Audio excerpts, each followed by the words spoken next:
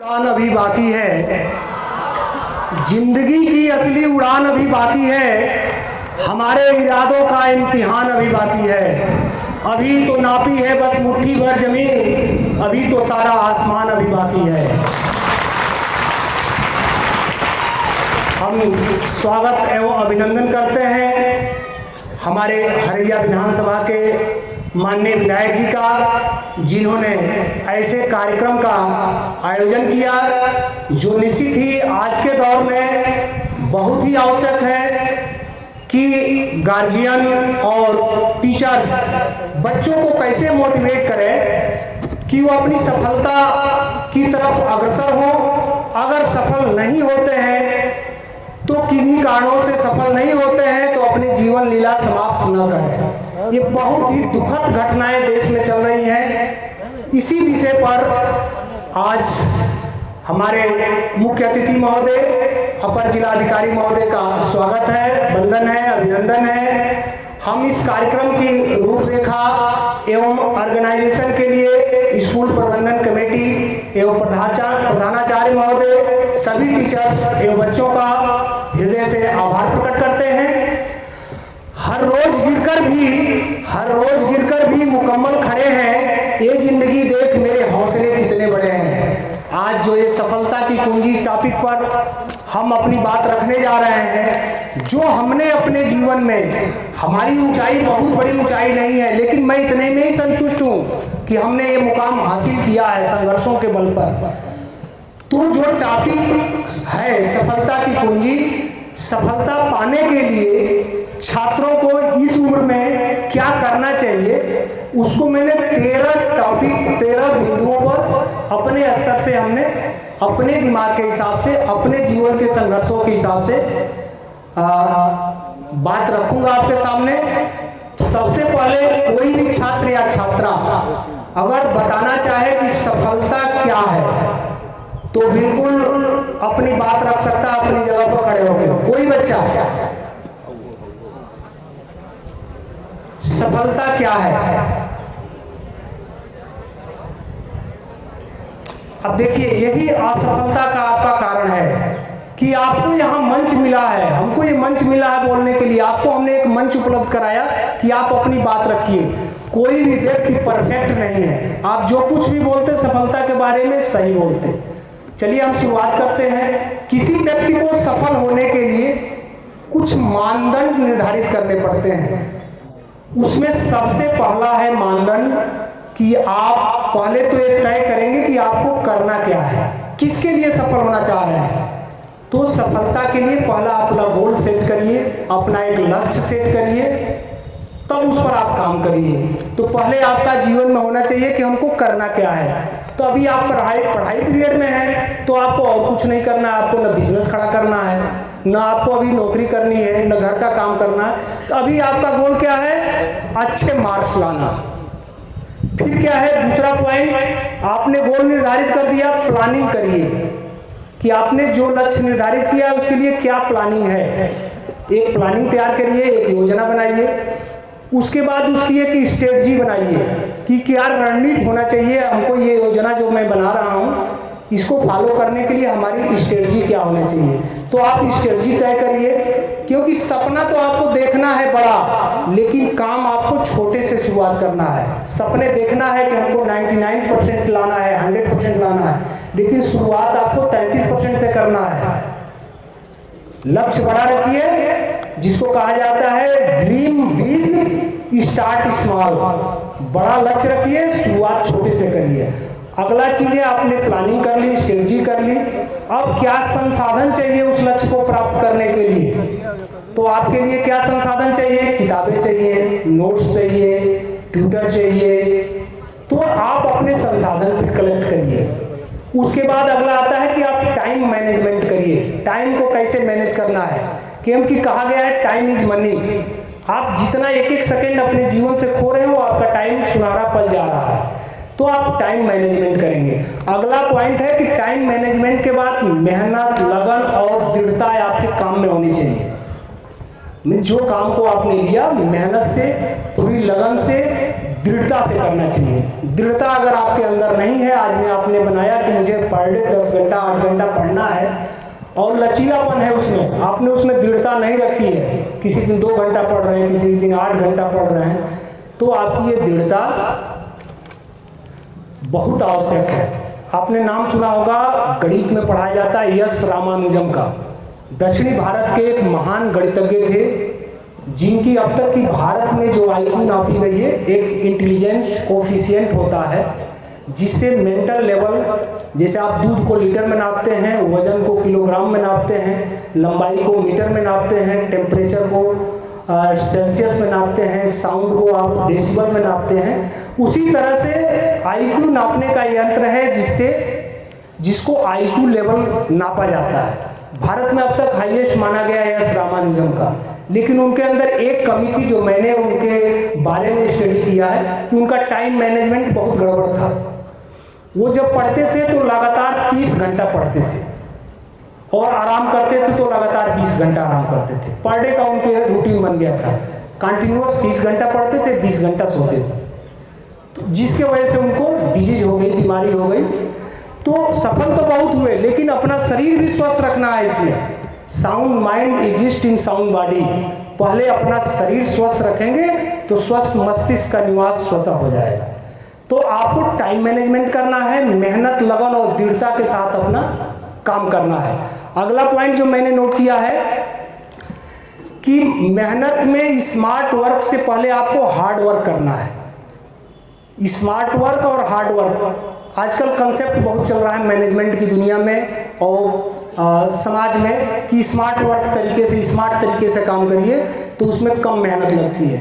लेकिन smart work का अभी आपके पास कंसेप्ट नहीं है। स्मार्ट वर्क तब आता है पहले जब आप हार्ड वर्क के आदी हो जाएंगे, हैबिचुअल हो जाएंगे हार्ड वर्क करने का। स्मार्ट वर्क अपने आप आपको आने लगेगा। आपने 10 पेज का कोई चीज़ याद कर लिया तो स्मार्ट वर्क ये है कि उसके की पॉइंट को आपने 4 लाइनों में लिख लिया, एग्जाम से पहले उन्हीं 4 लाइनों को आपने रिवाइज किया, जाके एग्जाम में आपने 10 पेज लिख दिया। ये है स्मार्ट वर्क। तो पहले आपको हार्ड वर्क का प्रैक्टिस करना पड़ेगा, क्योंकि कहा गया है हार्ड वर्क बीट्स टैलेंट, कठिन परिश्रम टैलेंट को भी पीछे छोड़ देता है। तो आपको हार्ड वर्क की प्रैक्टिस करनी है।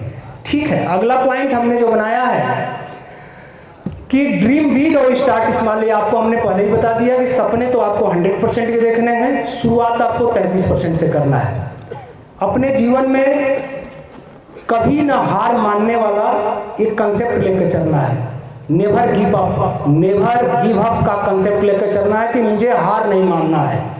ठीक है, उसके बाद आपको practice max man a perfect, अभ्यास आदमी को पूर्णता प्रदान करता है। अगर आप किसी चीज़ का बार बार अभ्यास करेंगे तो निश्चित रूप से वो आपके जहन में बैठता चला जाएगा। अगला जो पॉइंट है कि डिस्ट्रैक्शन से आपको दूर रहना है। आजकल की जो सबसे बड़ी बाधा है डिस्ट्रैक्शन है। हम अपना अधिकांश समय मोबाइलों में, रील्स में, फेसबुक में गंवा दे रहे हैं, तो इससे आपको डिस्ट्रैक्शन से दूर रहना है। कई विद्वान लिख रहे हैं आजकल कि मोबाइल हमको निगल रहा है, इस पीढ़ी को मोबाइल ने निगल लिया है। आप एक बार रील को उंगली, तर्जनी उंगली, इंडेक्स फिंगर आपने लगाया, कब आपका 1.5 घंटा निकल गया रील्स देखते देखते, 15-15 सेकंड का, आपको टाइम का पता ही नहीं है। मोबाइल के डिस्ट्रैक्शन से दूर रहना है, किसी भी प्रकार के डिस्ट्रैक्शन से दूर रहना है, क्योंकि जब आपने लक्ष्य अपना तय कर लिया है, प्लानिंग बना लिया है, स्ट्रेटजी तैयार कर लिया है, आप मेहनत लगन और दृढ़ता के साथ अपने काम में लग गए हैं, तब आपको हार्ड वर्क करते जाना है, स्मार्ट वर्क अपने आप आ जाएगा। तो ये चीज़ें आपको ध्यान में रखना है कि हमको डिस्ट्रैक्शन से दूर रहना है। Sound mind exist in sound body तभी सफल होगा जब आपका आहार, आपका विहार, आपका खान, आपका पान, आपका रहन, आपका सहन और आपके दोस्त अच्छे हों। इन चीज़ों पर विचार करने की आवश्यकता है कि जो हम चीज़ें खा रहे हैं क्या हमारे शरीर के लिए, हमारे मस्तिष्क के लिए सही है, क्या जहाँ पर हम रह रहे हैं वो हमारे शरीर के लिए, स्वास्थ्य के लिए, मस्तिष्क के लिए सही है, क्या जिन दोस्तों के साथ हम अपनी दोस्ती निभा रहे हैं वो दोस्त हमारे फ्यूचर के लिए अच्छे हैं, हमारे स्वास्थ्य के लिए अच्छे हैं, हमारे सेहत के लिए अच्छे हैं, हमारे बुद्धि विवेक बढ़ने में सहायक है, या हमको गलत रास्ते पर ले जा रहे हैं। तो आपको अपने जीवन में रहन सहन, खान पान, आहार विहार और अच्छे दोस्तों का चयन करना है।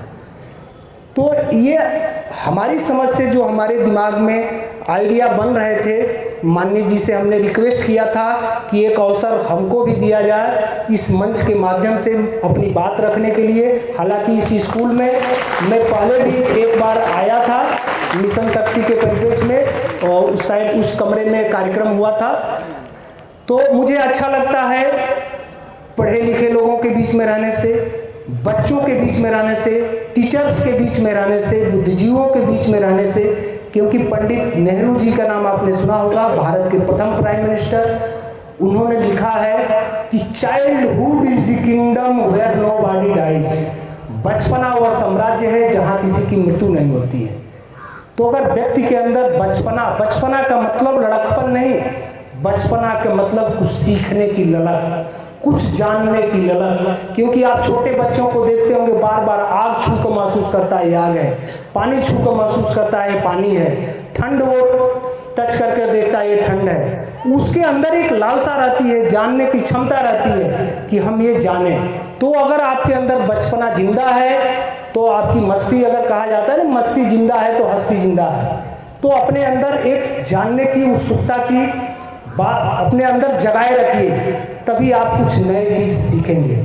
और सफलता की कुंजी में जो अंतिम पॉइंट मैं मानता हूँ कि अपने को और अपने संसाधन को और अपने गोल को हमेशा अपडेट रखिए। अपडेट का मतलब आपने सुना होगा कि एप्पल ने 16 प्रो लॉन्च कर दिया है मोबाइल।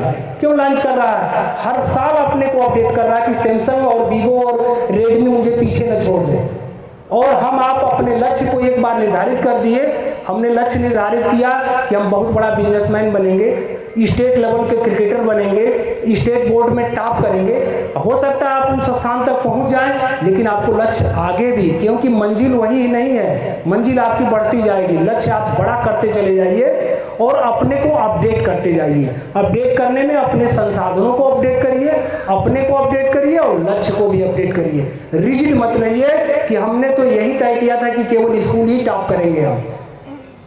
तो आपको लक्ष्य भी अपना अपडेट करते रहना है, अपने आप को भी अपडेट करते रहना है और निरंतर संसाधनों के साथ उस पर आगे बढ़ते रहना है। कुछ कविताओं के साथ मैं अपनी बात समाप्त करूंगा, क्योंकि हम लोगों के बीच में अपने जीवन में जो दो बड़े लोग सफल हैं, एक माननीय विधायक जी जिन्होंने MBA किया है, शायद आप लोगों को जानकारी हो या ना हो, जो इस तरह के कार्यक्रमों के लिए, किसी भी कंपनी के चलाने के लिए, किसी भी बड़ी संस्था को चलाने के लिए आजकल जो है बिना MBA कर्मचारी के वो नहीं चल पाता है, क्योंकि उसको जानकारी है प्रबंधन कैसे करना है, आउटपुट कैसे लेना है, वर्क कैसे लेना है।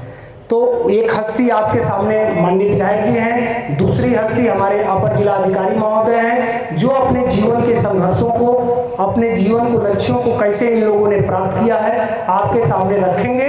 उससे पहले कुछ पंक्तियों के साथ मैं अपनी बात जो है समाप्त करूंगा, जिसमें 4-4 लाइन की 3-4 पंक्तियों को हमने नोट किया है। शीर्षक मेरा है अभी बाकी है।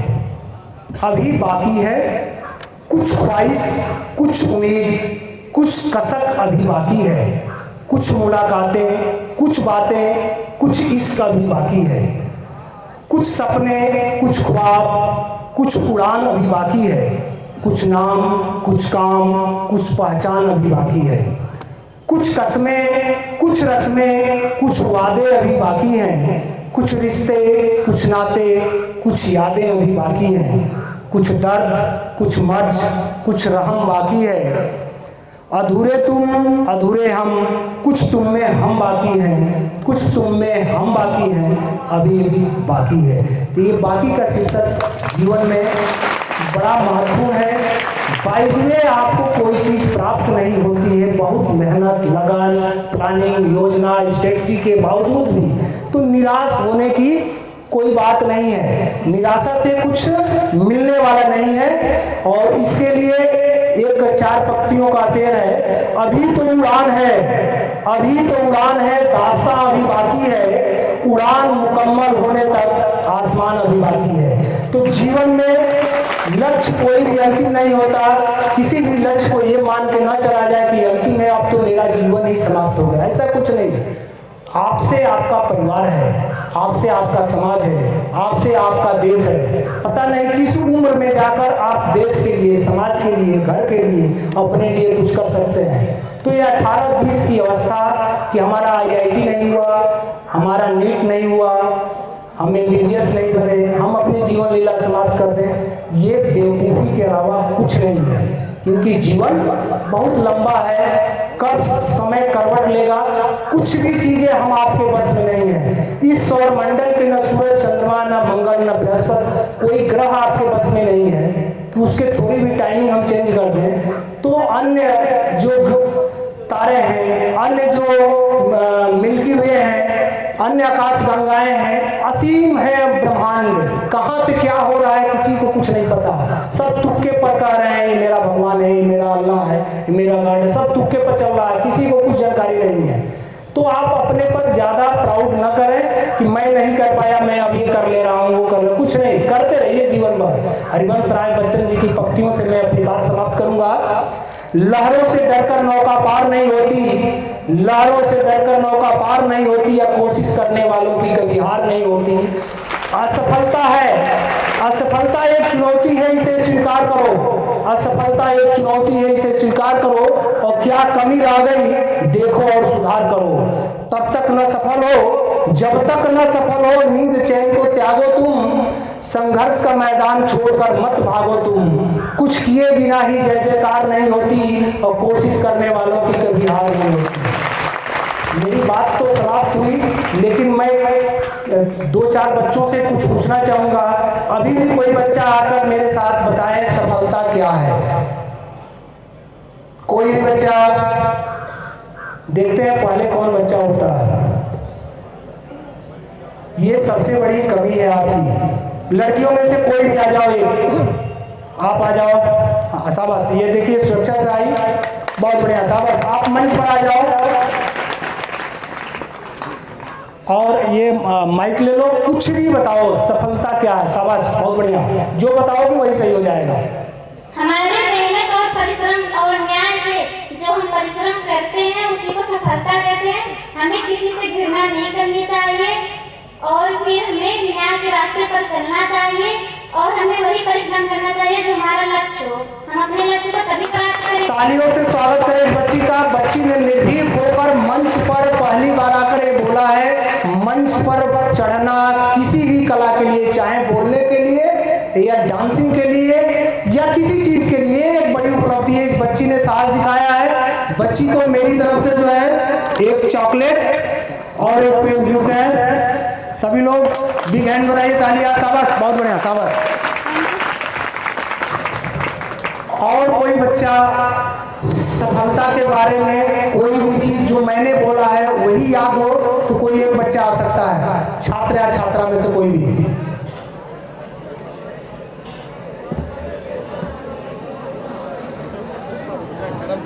तो ये शर्म आपको छोड़नी है। अब चलिए, मैं तो टाफी लाया हूं तो टाफी मुझे देना ही है। आप आ जाओ, शाबाश, बड़ी उत्सुकता से सुन रही थी। हाँ आ जाओ, आप आ जाओ। उसके बगल वाली लड़की आ जाए, आप भी आ जाओ, और आप भी आ जाओ। उसके साइड वाली आप भी आ जाओ, क्योंकि ये डर रही है। आ जाओ भाई, आप भी आ जाओ, सामने देखो, आ जाइए।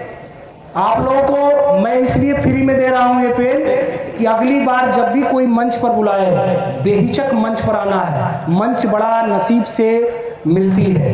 मंच अगर जिसको मिल जाता है वो आदमी आगे बढ़ जाता है।